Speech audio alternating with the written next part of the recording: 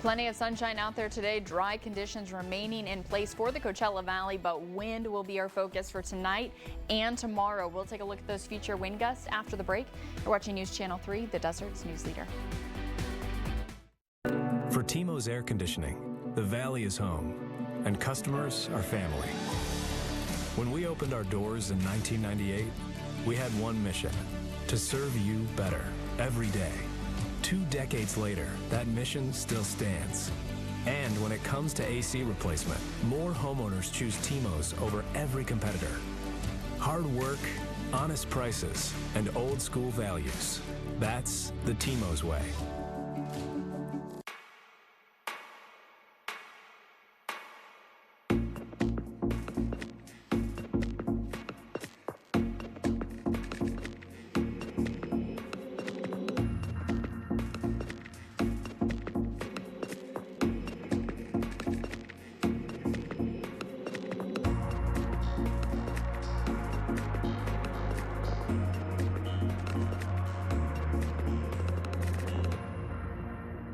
Desert Arc Shredding and Recycling. Secure data destruction, trusted by businesses all over the valley. As an attorney, the need for secure shredding of sensitive documents and hard drive destruction is crucial. Desert Arc Shredding and Recycling. Shred it and forget it. You're watching KDSQ, the Desert's news leader.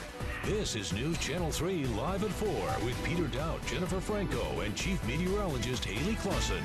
Gold, it's at an all-time high. Now's the best time to sell, trade, or exchange your jewelry at El Paseo Jewelers. If you have gold, silver, diamonds, rubies, sapphires, emeralds, platinum, or watches, we can offer you the best price for them. We'll beat any other offers for your jewelry, guaranteed. If something in our showroom catches your eye, take advantage of the 20% bonus we offer on top of your cash value to put towards a new purchase. This gold rush won't last long, so hurry into El Paseo Jewelers. There's no better time. Have you tried Sunride? Sunline Transit Agency has added a low-cost on-demand rideshare service in our community. How does it work? Simply search for the Sunride app in the App Store of your mobile device. Download and set up your account, then book your ride. Sunride is available in different Coachella Valley zones, and it can take you to school, the store, to medical appointments, a bus stop, and more. There are over 100 destinations serviced by Sunride. See if it's an option for you. Learn more at sunline.org/sunride. First Alert Weather brought to you by Comfort Air. They're #1 for a reason.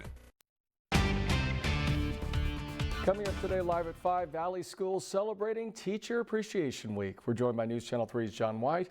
John, what's coming up at 5? Well, Peter, May is the month to celebrate local educators, from School Principals Day to School Nurse Day.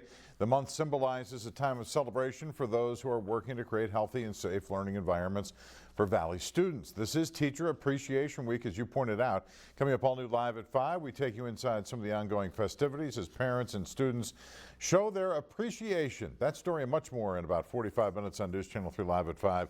We'll see you then. Peter. Sounds good. Thanks, John. As our state's lawmakers inch closer to a final ruling on reparations for Black Californians, San Francisco leaders are considering their own reparations package for the city's Black residents. Reporter Lauren Tom spoke with a passionate supporter of the reparations effort, who is now fighting to prove how investing in the Black community could benefit the entire city.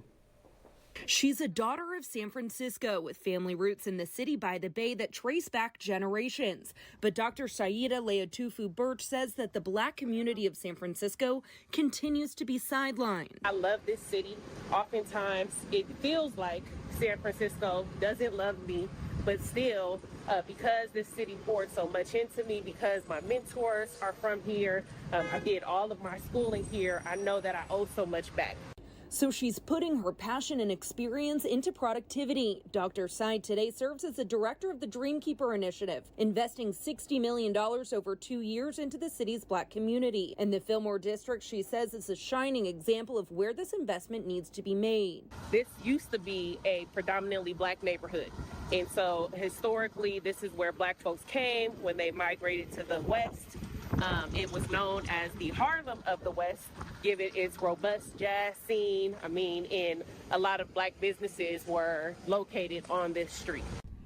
Since its inception in 2021, nearly 300 Black entrepreneurs have been trained through the initiative. Over 200 businesses have been launched, including 34 new storefronts, 17 of which are in the Fillmore. And part of that success can be seen at In the Black Marketplace on the corner of Fillmore and Geary. It's just one business that's thriving because of the investments from the Dreamkeeper initiative. As far as I'm concerned, this is the least that the city can do, and we are already learning with the successes that have been achieved with the Dreamkeeper initiative that there's much more that can be done. When you walk inside, you can feel the pulse of passion from the entrepreneurs the marketplace houses. Is representative of Black culture, Black excellence, Black joy. The marketplace features the works of 18 Black entrepreneurs, and for Ashley Michael, the opportunity to sell out of this location is personal. Remembering when this was a check cashing place, my mom actually came here to cash checks. So to see it transform into this beautiful place of a fruitful environment where we all have opportunity to thrive, to me it means accomplishment, it means achievement, it means confidence. As folks of color and Black folks, we don't do enough celebrating because there's always so much more. I mean, if I'm being honest, we've experienced decades of divestment, decades of harm, generations, in fact. And so when we're able to make these types of investments where we can pour back into community, it makes me excited and it makes me hopeful for what the future has in store. Dr. Tsai says this is just one example of the positive outcomes for the entire city through their ongoing investments in San Francisco's Black community. That was Lauren Toms reporting. A final report on the reparations package with feedback from the San Francisco Board of Supervisors is due next month. The board will meet again to discuss the issue in September. Today is a first alert weather alert day, and it's because of wind. Now, we already began to feel some of that wind last night. However, wind tonight is going to be more widespread and stronger than what we experienced yesterday. So this first alert weather alert is in place this evening throughout our Wednesday. The main concerns always coming down to travel in the desert, especially driving out on I-10 and also other roadways in North Palm Springs that can be shut down because of blowing sand, blowing dust. And that is something we are certainly going to be mindful of moving forward. Blowing sand, blowing dust, not only reducing visibility out on the roadways, but also reducing air quality. Now, these winds just continuing to strengthen, gusts now exceeding 30 miles per hour even in Indio, as well as in Thermal. Currently a gust of 32 miles per hour at Jacqueline Cochran Airport, a gust of 36 miles per hour up in the high desert at 29 Palms. So yeah, these winds really starting to ramp up, and they'll continue to do so as we head through the evening hours. Now, air quality for some of the Coachella Valley still good. All that yellow you're looking at, that is moderate air quality.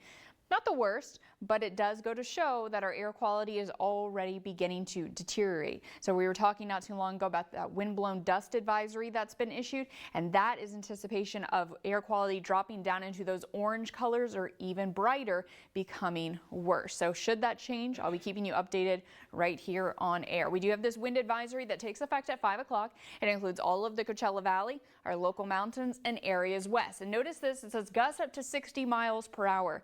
Okay, we're not going to be feeling those 60 mile per hour wind gusts here on the valley floor specifically, but think of those wind prone spots like Windy Point, like Whitewater, out by Highway 62. That's where those stronger gusts are going to be felt, but still here on the valley floor, I am looking at those gusts even exceeding 40 miles per hour at times later tonight. So putting our future tracking in motion, we can get an idea of that timing of those winds.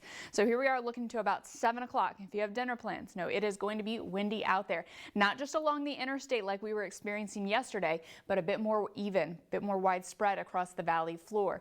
We'll continue to keep that wind into tomorrow morning. It's going to try to tailor back just a little bit, but we still have that wind advisory in effect until noon.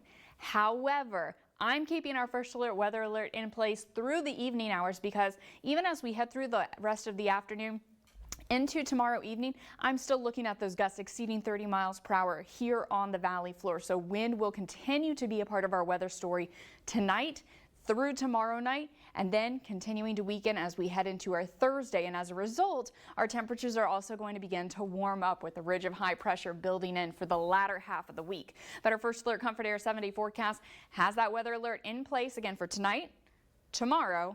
Temperatures then are going to be warming on up into the triple digits, and here's something to really pay attention to. Right now, I'm keeping triple digits in place through Monday, but we could be seeing a little bit of an early monsoon pattern. And if that takes place, these temperatures are going to drop as a result of that extra moisture. So something to keep our eye on coming forward in the next week. Peter.